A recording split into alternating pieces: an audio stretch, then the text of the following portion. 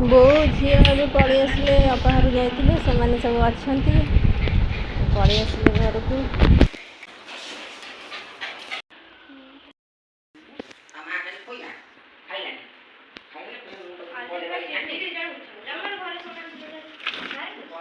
ଏତେ ଆମ୍ବ ଆଣିছে ବୋଉ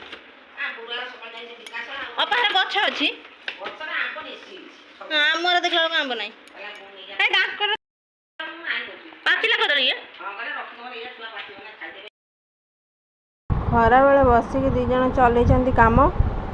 ଧନ ଏଠି ଆମ୍ବ ସବୁ ଚୋପା ଛଡ଼େଇ ଦେଉଛି, ବୋଉ ବି ଚୋପା ଛଡ଼େଇ ତାକୁ ସବୁ ଫାଳ କରିଦେଉଛନ୍ତି ଆମ୍ବୁଲ ହେବ ବୋଲି।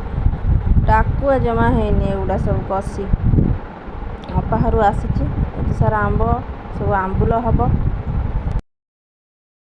ଦେଖନ୍ତୁ ଆଜି ଆମର ସକାଳୁ ସକାଳୁ ବୋଉ ଯେଉଁ ଆମ୍ବ ଆଣିଥିଲେ ତାକୁ ସବୁ କଟା ହେଇକି ପାଣିରେ ପଡ଼ିଥିଲା, ଲୁଣ ପାଣିରେ ସେଗୁଡ଼ା ସବୁ ଆଣିକି ଛାତ ଉପରେ ଶୁଖା ହେଉଛି।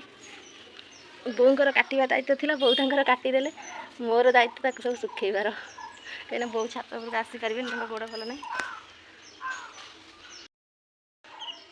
ଖରା ଆସିନି, ଏବେ ମୁଁ ସକାଳୁ ସକାଳୁ ଶୁଖେଇ ଦେଉଛି ଜଲ୍ଦି ଜଲ୍ଦି, କାହିଁକିନା ଖରା ଆସିଲେ ଆଉ ଆସି ହେବନି। ଏଥିରେ ଶୁଖିବ।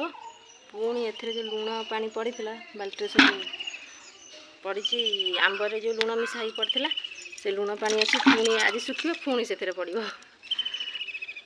ଏମିତି ଶୁଖା ହେଇକି ଆମ୍ବୁଲ ହେବ।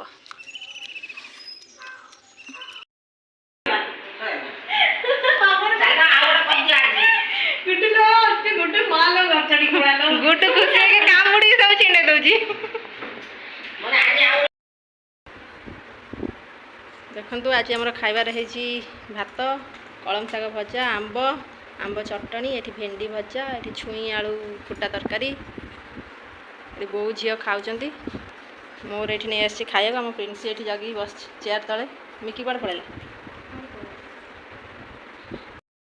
ନମସ୍କାର, ଜୟ ଜଗନ୍ନାଥ। ମୁଁ ଲିପିକା, ଆପଣମାନଙ୍କୁ ସ୍ୱାଗତ କରୁଛି ମୋ ୟୁଟ୍ୟୁବ୍ ଚ୍ୟାନେଲ୍ ଶାଶୁବୋହୂ ଲାଇଫଷ୍ଟାଇଲ୍କୁ। ତ ଆଜି ଆମର ଗୋଟେ ଖୁସିର ଦିନ, ଆମର ପରିଶ୍ରମର ଫଳ ଆଜି ମାନେ ମିଳିଛି ଏତେ ଦିନ ପରେ।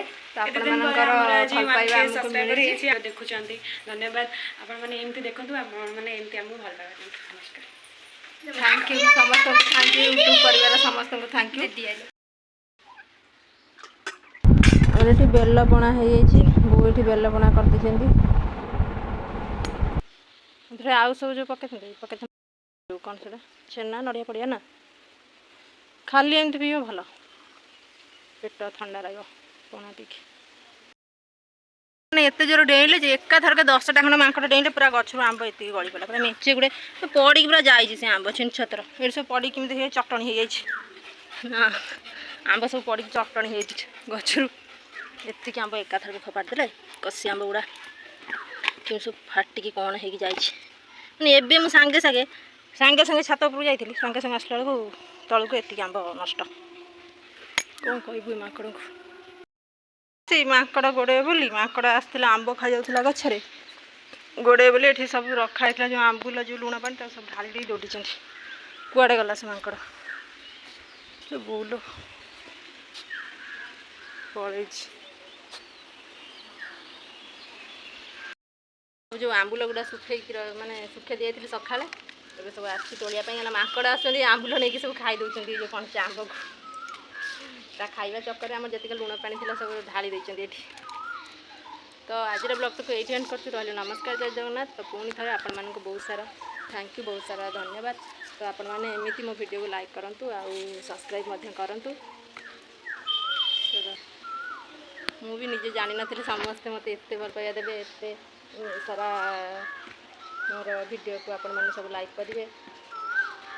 ତ ସେଥିପାଇଁ ଆପଣମାନଙ୍କୁ ସମସ୍ତଙ୍କୁ ମୋ ତରଫରୁ ପୁରା ବିଗ୍ ବାଲା ଥ୍ୟାଙ୍କ ୟୁ, ମୋର 1K ସବସ୍କ୍ରାଇବର୍ କରିଦେଇଥିବାରୁ।